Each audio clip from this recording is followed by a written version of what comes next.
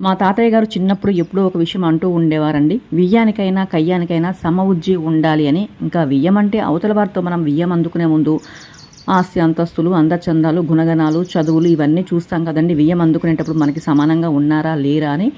ఇంకా వియ్యం అంటే అదండి. ఇంకా కయ్యం అంటే యుద్ధం తెలిసిందే కదండీ.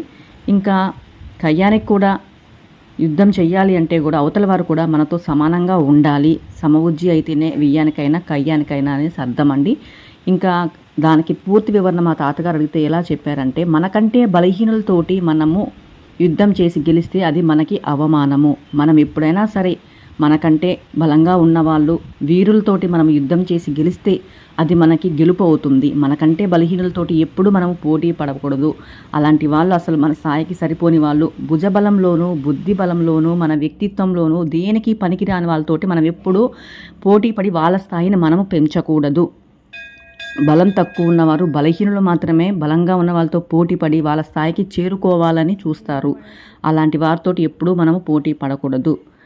మనల్ని చూసి అవతల వారు పోటీ పడాలి తప్పితే మనకంటే కింద స్థాయి వాళ్ళని 100 రెట్లు దేనికి పనికిరాని వాళ్ళతోటి మనకి అసలు యుద్ధం అనేది వద్దు అని చెప్పేవారండి. అదేనండి వియ్యానికైనా, కయ్యానికైనా సమవుజ్జి అంటే అది అర్థం అండి.